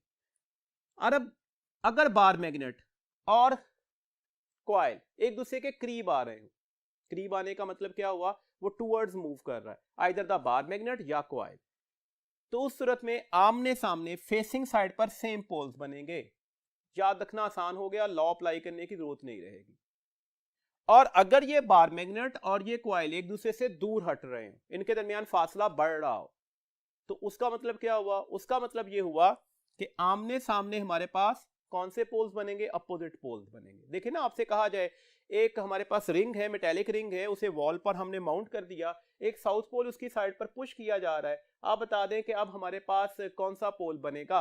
तो ऑब्वियसली अगर ऑब्जर्वर इस साइड पर खड़ा हुआ है तो अब कौन सा पोल बनेगा, साउथ पोल उसकी साइड पर जा रहा था, तो दोनों के दरमियान फासला क्या हो रहा था, कम हो रहा था, तो आमने सामने कौन से पोल्स बनने चाहिए थे, सेम, तो कौन सा पोल बनेगा, साउथ पोल बनेगा। दूसरा पॉइंट, अगर ऑब्जर्वर की साइड पर जहां से आप ऑब्जर्वेशन ले रहे हैं वहां पर बने नॉर्थ पोल, तो करंट की डायरेक्शन लाजमी तौर पर एंटी क्लॉकवाइज ही निकलती है। और जहां से आप ऑब्जर्वेशन ले रहे हैं, जो आपका रेफरेंस पॉइंट है, अगर वहां पर बन जाए साउथ पोल, और ये मैं नॉर्थ और साउथ किसकी बात कर रहा हूं, फैंटम बार मैग्नेट की, तो अब करंट की डायरेक्शन क्या हो जाएगी, that would be the clockwise. ये दो पॉइंट्स अपने ध्यान में रखिएगा, तो लेंजेज लॉ से आने वाले तमाम के तमाम क्वेश्चंस को आप बहुत आसानी से सॉल्व कर लेंगे। अब इस तरह से कुछ क्वेश्चंस की हम प्रैक्टिस भी करते हैं जी, लेंजेज लॉ के कुछ क्वेश्चंस को डिस्कस करते हैं। देखिए, लेट्स सपोज आपसे कहा जाए कि एक बार मैग्नेट को हमने प्लेस किया हुआ है, हेल्ड किया हुआ है किसी भी कंडक्टिंग लूप के ऊपर, तो आप बता दें ईएमएफ की वैल्यूज क्या होगी। लफ्ज है प्लेस्ड, हेल्ड, नो मोशन है, वेलोसिटी जीरो होगी, तो ईएमएफ भी जीरो निकलेगा और करंट भी जीरो होगा। वजह यह है कि अब फ्लक्स का चेंज नहीं आ सकता। आपसे यही क्वेश्चन इस तरह से पूछा जाए कि एक कंडक्टिंग लूप है, एक हॉरिजॉन्टल टेबल पर रखा हुआ है, जिसमें एक ऐसा रीजन है जिसमें फ्लक्स इंक्रीज कर रहा है या मैग्नेटिक फील्ड इंक्रीज कर रही है, कोई भी वर्ड पूछा जाए, और ये फिगर बनाई गई है। अब देखें, हमारे पास एक इंपॉर्टेंट पॉइंट था, हमने क्या कहा था, जब बार मैग्नेट और कंडक्टिंग लूप एक दूसरे के करीब आ रहे हो, तो उस वक्त हमने क्या बोला था, आमने सामने सेम पोल्स बनते हैं, और अगर हमारे पास ये एक दूसरे से दूर हट रहे हो तो आमने सामने कौन से पोल्स बनते थे, अपोजिट पोल्स बनते थे। अब मैग्नेटिक फ्लक्स का इंक्रीज आपको यही तो लीड कर रहा है कि कब फ्लक्स इंक्रीज करता था, जब इन दोनों के दरमियान फासला क्या हो रहा होता है, कम हो रहा होता है। तो ये की पॉइंट है, अपने ध्यान में रखिएगा। देखेंगे ये आपके पास फील्ड है, तो ऑटोमेटिकली ये कौन सा पोल होगा, नॉर्थ, और ये कौन सा पोल माना जाएगा, साउथ। हमने मैग्नेटिक फील्ड की डायरेक्शन में वैल्यूज तय की, तो अब कंडक्टिंग लूप जो फैंटम बार मैग्नेट होगा उसके लूप कैसे तय करेंगे, अगर फ्लक्स इंक्रीज कर रहा है, मैग्नेटिक फील्ड इंक्रीज कर रही है, या फिर एक दूसरे के करीब आ रहे हैं, तो आमने सामने सेम पोल्स बनते थे, तो व्यू फ्रॉम द अबव यहां पर कौन सा पोल बनेगा, साउथ पोल बनेगा। तो that is your correct option, south के सामने साउथ पोल बनना चाहिए। देखिए, आपसे क्वेश्चन पूछा जाए कि ये हमारे पास एक बार मैग्नेट है, हमने इसे इस तरह से किसी भी कंडक्टिंग लूप के ऊपर फेंक दिया है। अब आप बताएं कि अब हमारे पास कौन सा लूप बनेगा, बिलो साइड से हमने बताना है, तो ऑटोमेटिकली अब यहां पर एक दूसरे के करीब आ रहे हैं, तो यहां पर कौन सा लूप बनना चाहिए था, नॉर्थ, तो बिलो साइड पर कौन सा लूप बन रहा होगा, साउथ। आपसे इसी क्वेश्चन को पूछा जाता, view from the above current की डायरेक्शन बता दें, तो ऊपर से अगर आप देख रहे हो तो कौन सा पोल बन रहा है, नॉर्थ पोल बन रहा है, और जहां पर नॉर्थ पोल बनेगा वहां पर करंट की डायरेक्शन क्या हो जाएगी, that is the anti clockwise, तो वो एंटी क्लॉकवाइज हो जाएगी। आपसे इसी में क्वेश्चन पूछा जाता, इस जो बार मैग्नेट का एक्सेलेरेशन क्या होगा, तो वादे तौर पर आपको नजर आ रहा है ये डाउनवर्ड आ रहा है, इसका एक्सेलेरेशन क्या होना चाहिए था, जी।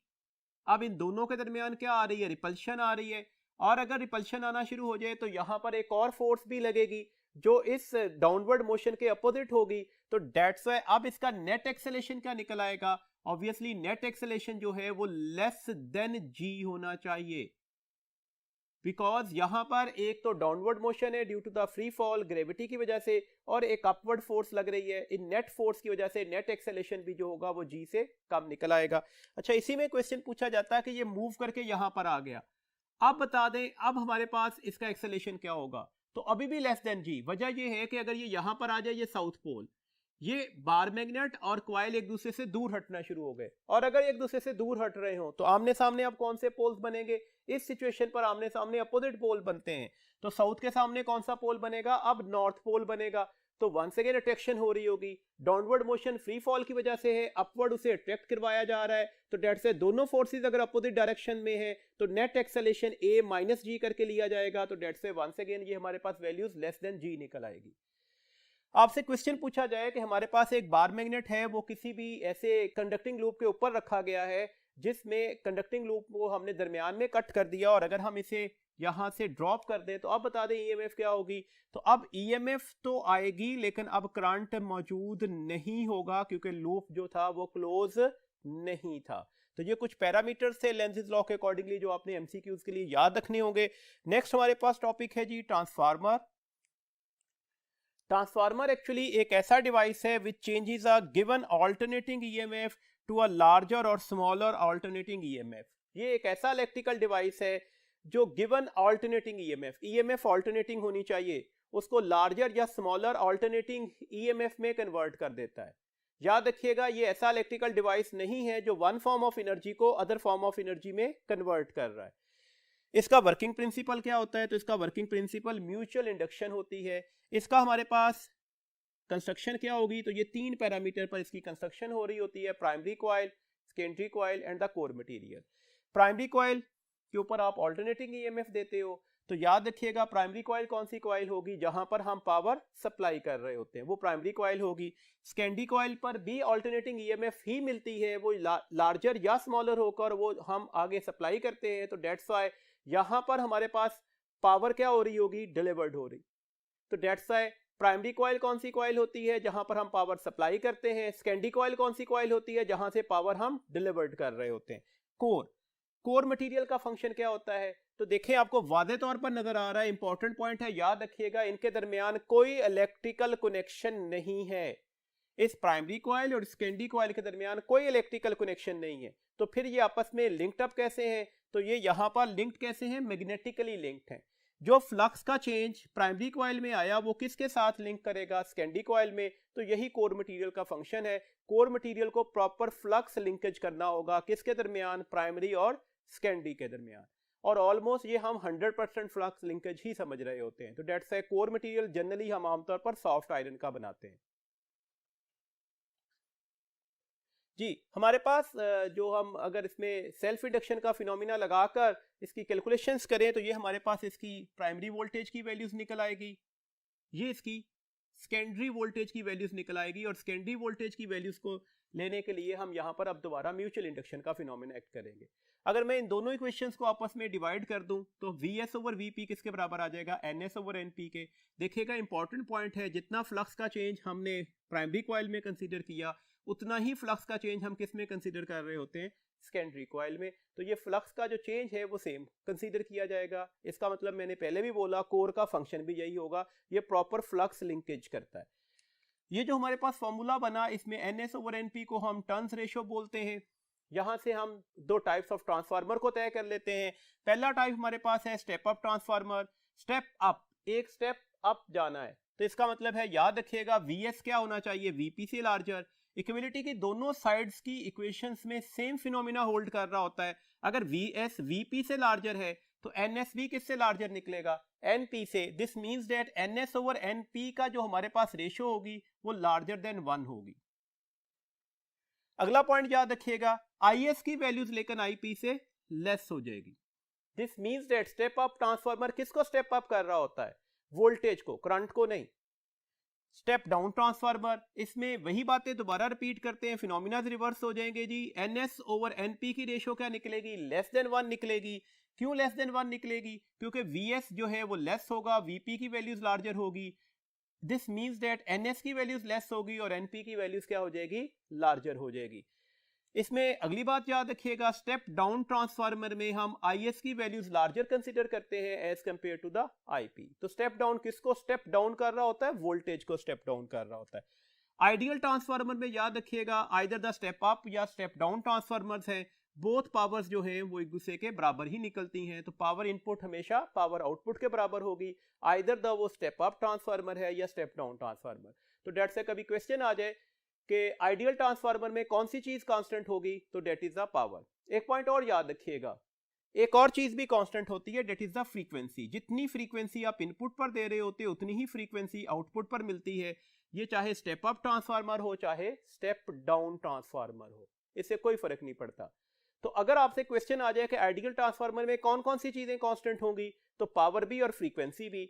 और अगर प्रैक्टिकल ट्रांसफार्मर की बात होती तो आइडियल कंडीशन पर तो पावर कांस्टेंट है, प्रैक्टिकली पावर कांस्टेंट नहीं होती, कुछ एनर्जी लॉसेज आते हैं, अभी उसको डिस्कस करते हैं। तो डेट से फिर प्रैक्टिकल ट्रांसफार्मर में सिर्फ एक ही चीज कांस्टेंट मानी जाती है, that is the frequency. Next हमारे पास याद रखिएगा, अगर हम इसमें आइडियल कंडीशन पर आते हैं, पावर इनपुट पावर आउटपुट के बराबर होगी। पावर का फॉर्मूला IV लगाया, अगर इनपुट है तो IP VP, पावर आउट क्या हो जाएगी? IS VS। तो इसके अकॉर्डिंगली अगर हम रिलेशन ड्राइव करते हैं तो ये रिलेशन वोल्टेज और करंट का निकल आया, Vs over Vp is equal to the Ip over Is। तो याद रखिएगा पावर को कांस्टेंट करने के लिए आपको वादे तौर पर नजर आ रहा है कि वोल्टेज और करंट में कौन सा रिलेशन निकलेगा, इनवर्स। यही बात हमने यहां पर अप्लाई की थी। डेट्स स्टर्न रेशियो को हम एक जनरलाइज रिलेशन में लिख लेते हैं, that is the Ns over Np is equal to the Vs over Vp, ये फार्मूला। और Vs ओवर Vp किसके बराबर था, Ip ओवर Is के, that is equal to the Ip over Is। ये एक फार्मूला याद रखिएगा। इस फार्मूला से नंबर ऑफ टाइम बहुत सारे क्वेश्चंस आए हुए हैं, तो अभी हम कुछ क्वेश्चन इसके अकॉर्डिंगली डिस्कस भी कर लेते हैं। इस फार्मूला पर स्पेशली फोकस करना होगा आपको। ट्रांसमिशन लॉसेस कौन कौन से होते हैं जी, देखें ट्रांसमिशन लॉसेस क्या हैं। तो एक्चुअली यहां पर ये फार्मूला हमारे पास बेसिक इंपॉर्टेंट नोयत का होगा, एच हीटिंग लॉस नहीं आना चाहिए ना, तो यही हमारे पास ट्रांसमिशन लॉसेस होते हैं, that is equal to the I square R T. यहां पर आपको वादे तौर पर नजर आ रहा है जो हीटिंग लॉस है वो डायरेक्टली प्रोपोर्शनल होता है रेजिस्टेंस के, मतलब अगर हीटिंग लॉस ज्यादा है तो resistance of that transmission cable भी ज्यादा होगी। और रेजिस्टेंस का फार्मूला रो एल ओवर ए होता है। रेजिस्टेंस और एरिया में कौन सा रिलेशन है, इनवर्स रिलेशन है। इसका मतलब है हीटिंग लॉस भी एरिया के साथ किस रिलेशन में होगा, इनवर्स में। दिस मींस दैट अगर हमें हीटिंग लॉस कम से कम करना है, ट्रांसमिशन लॉसेस कम से कम करना है, तो एरिया ऑफ ट्रांसमिशन केबल को लार्जर से लार्जर करना पड़ेगा। यही प्रॉब्लम है, अगर आप एरिया को लार्जर करते जाते हैं तो कॉस्ट भी बढ़ती जाती है। तो ये काफी बड़ी कॉस्ट हो जाएगी इस केबल की, जो कि फिजिबल नहीं रहती। तो डेट से अब सेकंड पैरामीटर पर आते हैं। एच और आई स्क्वायर में कौन सा रिलेशन था, डायरेक्ट। इसका मतलब है हीटिंग लॉस कम करना है तो करंट को कम कर दें, और ये काम हम यहां पर कर रहे होते हैं। इसीलिए तो हमने यहां पर ट्रांसफार्मर का डिवाइस बनाया। तो डेट्स वाई हम करंट को रिड्यूस कैसे करते हैं, स्टेप अप ट्रांसफार्मर बनाकर। स्टेप अप ट्रांसफार्मर में करंट रिड्यूस हो जाएगा, तो डेट्स वाई हमारे पास हीटिंग लॉसेस क्या हो जाते हैं, कम हो जाते हैं। कुछ बुकिश इंफॉर्मेशन याद रखिएगा, आपकी बुक में लिखा हुआ है कि आपके घर में एक स्टेप डाउन ट्रांसफार्मर लगा होता है जो 250 वोल्ट को 9 वोल्ट में कन्वर्ट करता है, और कहां पर लगा होता है, रिंगिंग बेल के अंदर। एक बात और लिखी हुई है कि आपके घर में जो टेलीविजन है उसमें ट्रांसफार्मर की सेवरल सेकेंडरीज लगी होती हैं, क्योंकि हमें बहुत सारे वोल्टेजेस चाहिए होते हैं, जैसे चैनल्स चेंज करते हैं उसके अकॉर्डिंगली। तो डेट्स वाई यहां पर हम ऐसा ट्रांसफार्मर यूज करते हैं जो सेवरल सेकेंडरीज का होता है। नेक्स्ट लॉसेस को नाम हम देते हैं कोर लॉसेस, जिसे आयरन लॉसेस भी बोले जाते हैं। तो कोर लॉसेस हमारे पास दो किस्म के होते हैं, इसी वजह से पावर जो है वो इनपुट की आउटपुट के बराबर नहीं निकलती, बल्कि प्रैक्टिकल कंडीशन पर पावर इनपुट हमेशा लार्जर होगी as compare to the power output. ये मैंने प्रैक्टिकल ट्रांसफार्मर के लिए इक्वेशन लिखी है। सबसे पहली इसकी वजह क्या है, इसकी वजह है जी एडी करंट। एडी करंट क्या होता है, that is the induce current, जो किस में प्रोड्यूस होगा, कोर में, और ये हमेशा किसके परपेंडिकुलर होता है, मैग्नेटिक फील्ड के। ये इंपॉर्टेंट पॉइंट है, याद रखिएगा। इंड्यूस करंट ही है, क्लोज पाथ के लॉन्ग आता है और परपेंडिकुलर होता है मैग्नेटिक फील्ड के। क्यों जी आ रहा है इंड्यूस करंट, देखो हमने अभी बोला प्राइमरी में फ्लक्स का चेंज हमने किससे कपल करवाया, सेकेंडरी में। और अगर फ्लक्स का चेंज आ जाए तो इसी हम यूनिट में पढ़ आए, तो फिर ईएमएफ इंड्यूस्ड होगी, ईएमएफ लीड करेगी करंट को, तो अब एक करंट भी इंड्यूस्ड हो जाएगा।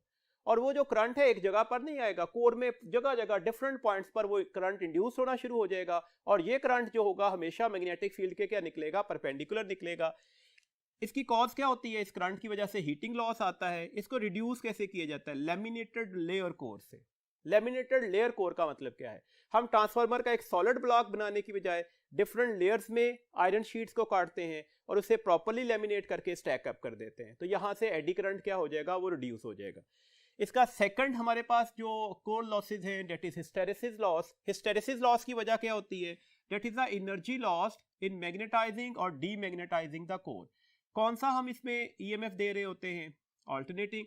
तो डेट से कंटिन्यूसली ये कोर मैग्नेटाइज हो रही होगी, फिर डीमैग्नेटाइज होगी, फिर मैग्नेटाइज होगी और फिर डीमैग्नेटाइज होगी। इस कॉन्टिन्यूस मैग्नेटाइजेशन एंड डीमैग्नेटाइजेशन की वजह से यहाँ पर कुछ एनर्जी लॉसेज आ सकते हैं। इस एनर्जी लॉसेज का नाम क्या बोला जाता है, हिस्टेरेसिस लॉस। हिस्टेरेसिस लॉस की वजह से भी क्या आता है, हीटिंग लॉस ही आता है। अब इसको कैसे कवर करते हैं, इसकी रेमेडी क्या है, इसको रिड्यूस कैसे किया जाता है। तो इसको रिड्यूस करने के लिए हम कोर आयरन का बनाते हैं। आयरन का क्यों बनाते हैं, चैप्टर नंबर 17 में आपने पढ़ा होगा कि हमारे पास जो सॉफ्ट मैग्नेटिक मटेरियल्स हैं उनका loop area, hysteresis loop area smaller बनता है। तो डेट से वहां पर एनर्जी डिसिपेशन भी क्या हो जाती है, वो कम से कम हो जाती है। तो डेट से हम स्टील की बजाय प्रेफर करेंगे कि हम आयरन की कोर बनाएं।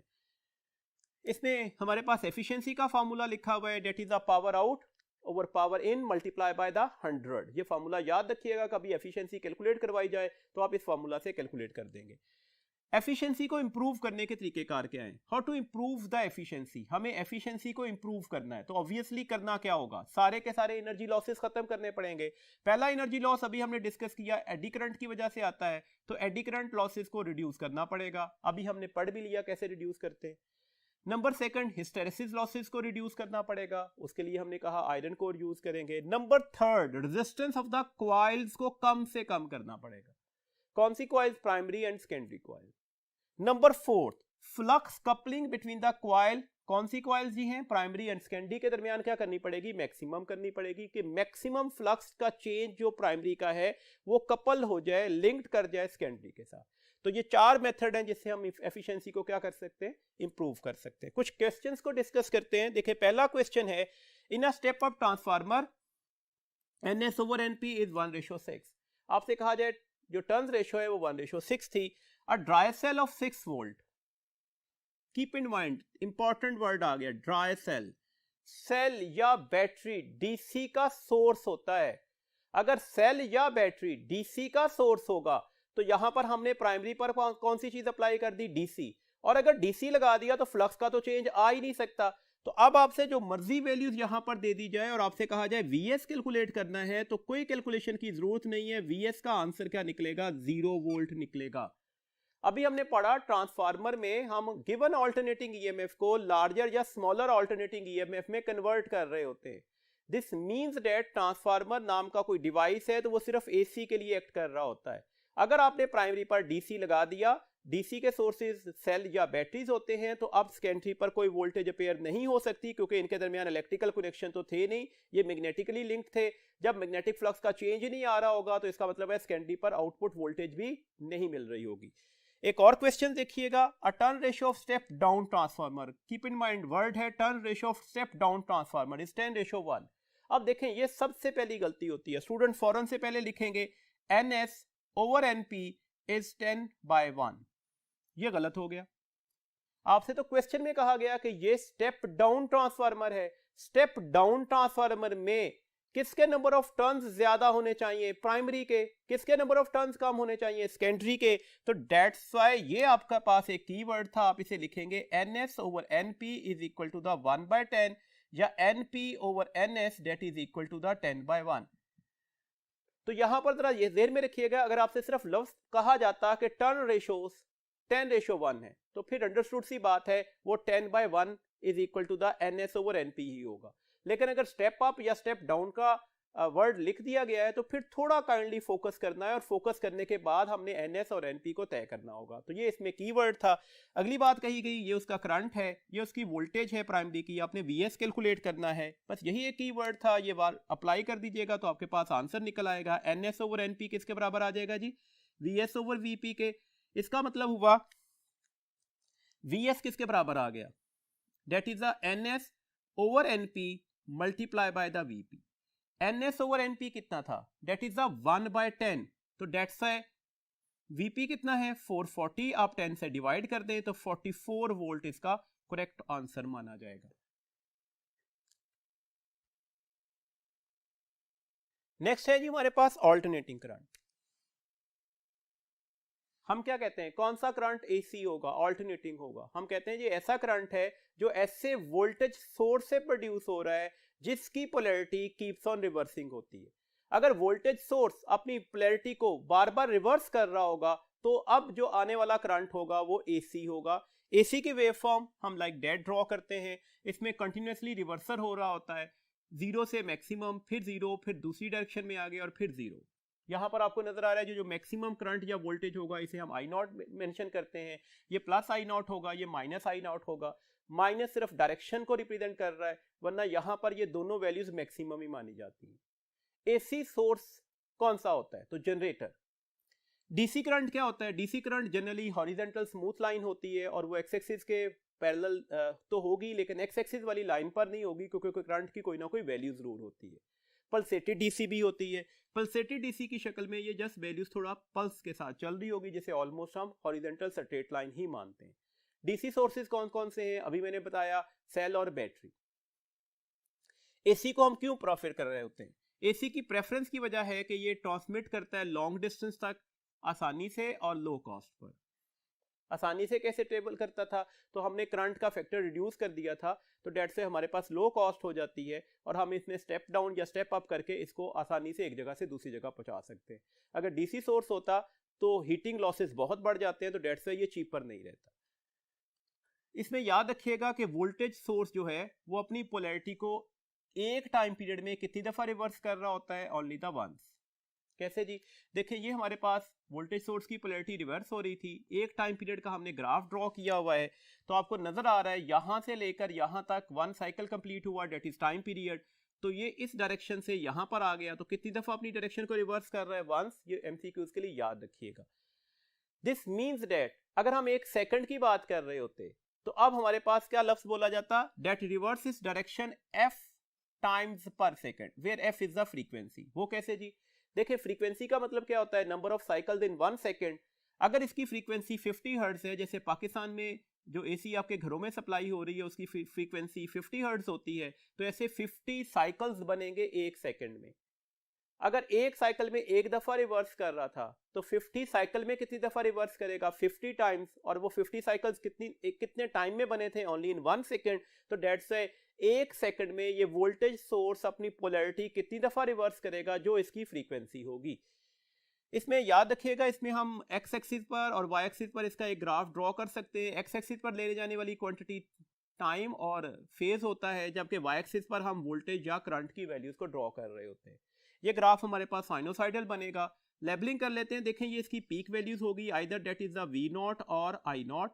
ये इसकी हमारे पास माइनस वी नॉट या फिर माइनस आई नॉट की वैल्यूज मानी जाती है। देखें वोल्टेज या करंट जीरो कब होगा? जब टाइम जीरो होगा या फेज जीरो होगा। ये बातें आपने एमसीक्यूज के लिए याद रखनी है। वोल्टेज या करंट किस लम्हे पर अपनी पॉजिटिव पीक पर जाएगा? उस वक्त टाइम क्या था? t/4, जबकि फेज क्या था? π/2। दोबारा वोल्टेज और करंट जीरो कब हो जाएगा? पाई और t/2 रिस्पेक्टिवली फेज और टाइम बोले। वोल्टेज या करंट नेगेटिव पीक पर कब जाएगा? जब टाइम 3t/4 होगा और फेज कितना होगा? 3π/2। तो अब सिंपल सी बात याद कर लेते हैं। देखें फेज जीरो हो, पाई हो, 2π हो, वोल्टेज और करंट जीरो वैल्यूज पर चले जाएंगे। फेज π/2 हो, वोल्टेज या करंट अपनी पॉजिटिव पीक पर होंगे। फेज 3π/2 हो, वोल्टेज और करंट अपनी नेगेटिव पीक पर होंगे। तो ये सिंपल से क्वेश्चन आपसे पूछे जा सकते हैं, आपको ये याद रहने चाहिए। देखिए हमारे पास इसकी वोल्टेज या करंट की इक्वेशन लिखी कैसे जाती है? V is V not sine of 2π/ft, that is equal to the V not sine, f की जगह मैंने 1 टाइम पीरियड लगा दिया, तो that is equal to the time. I is I not sine of 2π/ft, that is also taken as the I not sine of 2π by capital T into small t, where capital T जो है वो time period होगा और small t क्या लिया जाएगा? That is the instantaneous time. ये equation जरा ध्यान में रखिएगा। इस इक्वेशंस के अकॉर्डिंगली नंबर ऑफ क्वेश्चंस पूछे जाते हैं। हम क्वेश्चन की फॉर्मेशन डिस्कस कर लेते हैं। देखिए अगर क्वेश्चन पूछा जाए I जो है वो 20 साइन ऑफ 100πt है, आप बता दें आई नॉट की वैल्यूज क्या होगी, आप बता दें फ्रीक्वेंसी की वैल्यूज क्या होगी। तो जनरली हमें इसे कंपेयर करना होगा इसकी जनरल इक्वेशन से। जनरल इक्वेशन क्या है? I is equal to I not sine of 2π/ft। तो आपको अब वादे तौर पर नजर आ रहा है कि ये हमारे पास आई नॉट की वैल्यूज निकल आई। तो आई नॉट कितना निकल आया? That is the 20 ampere. Frequency कितनी होगी? तो अब आप साइन फंक्शंस को कंपेयर कर लें। तो साइन फंक्शन को कंपेयर करते हैं तो 2π/ft किसके बराबर निकलेगा? That is the 100πt। ये इससे कैंसिल हो गया, तो f किसके बराबर आ जाएगा? ये 2 इधर जाकर डिवाइड हो जाएगा, तो डेट इज द 50 हर्ट्ज।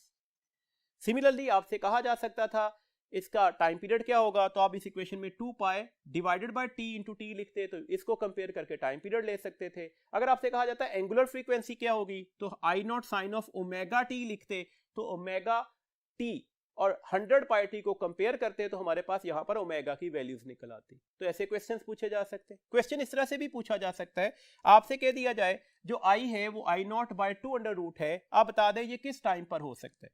अब आपने क्या करना है, इसकी जो जनरल इक्वेशन है, जैसे I is equal to the I not sine of 2π/t into t में ये वैल्यूज लगा दें। I की जगह पर क्या लिखा जो आपको गिवन था, that is I naught by 2√। ये I naught as it is आ गया sine of 2π by capital T into small t। देखें हमारे पास होगा क्या, ये I नॉट से कैंसिल हो जाएगा, इस साइड पर क्या बचा 1/2√, और ये साइन इधर आकर क्या हो जाएगा? इनवर्स हो जाएगा। तो साइन ऑफ इनवर्स 1/2 किसके बराबर होता है? ये आपको अच्छी तरह से पता होना चाहिए। ये 45 डिग्री के बराबर होगा, या इसे π/4 भी लिख सकते हैं। यूनिट्स का डिफरेंस है ना, 45 डिग्री या π/4 radian. That is equal to the 2π/t into t. ये पाई से पाई कैंसिल हो गया, ये 2 इधर आकर डिवाइड हो जाएगा, तो ये 8 हो गया, और ये t इधर आकर मल्टीप्लाई हो गया। तो इंस्टेंटेनियस टाइम किसके बराबर आ गया? Time period divided by the 8 के। और अगर टाइम पीरियड आपको गिवन होता तो आप ये वैल्यूज के भी कैलकुलेट कर, जैसे कहा जाता है टाइम पीरियड जो है वो 16 सेकंड है, तो 16/8 किस टाइम पर ये ऐसा हो सकता है? तो 2 सेकंड्स पर। तो ऐसी कैलकुलेशंस हो सकती है। पीक वैल्यूज, कुछ डेफिनेशंस याद रखनी है आपने। पीक वैल्यूज का मतलब है कि करंट या वोल्टेज की जो मैक्सिमम वैल्यूज होगी, और ये पीक वैल्यूज को हम V0 से ही, सिमिलरली IP को हम I0 से कहते हैं। एक साइकिल में करंट या वोल्टेज कितनी दफा पीक पर जाता है? 2 दफा पीक पर जाता है। ये पीक भी इसकी पॉजिटिव पीक है और ये पीक उसकी नेगेटिव पीक है, लेकिन वैल्यूज में दोनों ही पीक मानी जाएंगी। तो एक साइकिल में करंट या वोल्टेज कितनी दफा अपनी मैक्सिमम पीक पर जाएंगे? 2 टाइम्स। इसके अलावा अगली डेफिनेशन है जी peak to peak values. Peak to peak values क्या होती है? That is the sum of the positive and the negative peak. Sum of the positive and the negative peak. इसमें हमने नेगेटिव साइन को इग्नोर करना होगा। तो that's why जनरल इक्वेशन में हमारे पास ये V0 है, ये माइनस V0 है, तो V0 प्लस V0 करेंगे, माइनस का साइन इग्नोर कर दीजिएगा तो ये 2V0 आ जाएगा। जैसे एक क्वेश्चन आ जाए कि ये आपके पास एक फिगर बनी हुई है, ये प्लस 2V0 को रिप्रेजेंट कर रहा है और ये माइनस V0 को रिप्रेजेंट कर रहा है। अब बता दें पीक टू पीक वैल्यूज क्या होंगी? तो पीक टू पीक वैल्यूज क्या होंगी? 2V0 plus V0, not the minus V0। हमने सम लेना है नेगेटिव का साइन इग्नोर करके, तो आंसर क्या निकल आएगा? That is the 3V0। जी, हमने नेक्स्ट क्वांटिटी जो पढ़नी है that is the root mean square value, जिसे हम RMS वैल्यूज भी बोलते हैं। RMS वैल्यूज के लिए याद रखिएगा, जब भी हम अल्टरनेटिंग करंट में एवरेज वैल्यूज लेते हैं तो positive peak plus minus of the negative peak divided by 2, तो ये आंसर 0 निकलेगा। तो डेट्स याद रखने वाला पॉइंट है average current, average voltage for AC that is 0, ये 0 होती है। जबकि एवरेज पावर फॉर AC जो है वो 0 नहीं मानी जाएगी, बिकॉज पावर जो है वो I²R या V²/R से ली जाएगी। तो नेगेटिव वैल्यूज का जब आप स्केयर लेंगे तो वो पॉजिटिव हो जाती है। तो अगर ये एवरेज करंट या एवरेज वोल्टेज 0 हो गई है, तो अब हम कौन सी वैल्यूज लेते हैं? तो अब हम वैल्यूज लेते हैं RMS। तो जितने भी AC कैलिब्रेटेड डिवाइसेस होते हैं वो कौन सी वैल्यूज को मेजर कर रहे होते हैं? वो RMS को। और जो DC कैलिब्रेटेड डिवाइसेस होते हैं वो किस वैल्यूज को मेजर कर रहे होते हैं? वो हमारे पास एवरेज वैल्यूज को मेजर कर रहे होते हैं। देखिए हमारे पास ये एक AC का साइकिल है, हम इसमें से कोई से पॉइंट्स ले लेते हैं। ये पॉइंट नंबर 1 है, 2 है, 3 है एंड 4 है। एक साइकिल कंप्लीट हो गया क्योंकि दोबारा हम उसी जगह पर वापस पहुंच गए। अब हम RMS कैसे लेंगे? RMS। तो सबसे पहले जितने भी पॉइंट्स लिए हमने एक पूरे साइकिल में, उन सब का स्क्वायर लेना होगा। तो 0 का स्क्वायर, वोल्टेज यहां पर 0 थी, यहां पर वोल्टेज या करंट क्या होगा? पीक होगा, तो डेट्स है I0 या V0 का स्क्वायर। तीसरे पॉइंट पर वोल्टेज या करंट फिर 0 हो गई, तो 0 का स्क्वायर। और फोर्थ पॉइंट पर वोल्टेज या करंट नेगेटिव पीक पर चला गया, तो उसकी नेगेटिव वैल्यूज का स्क्वायर। उसके बाद आपने क्या करना होगा? सेकंड पॉइंट पर आपने मीन लेना होगा इन सारी वैल्यूज को, सबको स्केल लिया, सबको जमा करके नंबर ऑफ क्वांटिटी से क्या कर दें? डिवाइड कर दें। तो 0 square plus I0 square plus 0 square plus minus I0 square, कितनी क्वांटिटीज थी हमारे पास जी? 4। तो ये 4 से डिवाइड कर दिया। नंबर थर्ड पॉइंट पर हमें क्या लेना होगा? अब रूट लेना होगा। तो हम इन क्वांटिटीज का अब रूट ले लेते हैं। इन सब के ऊपर हमने रूट दे लिया, तो ये IRMS कहलाएगा।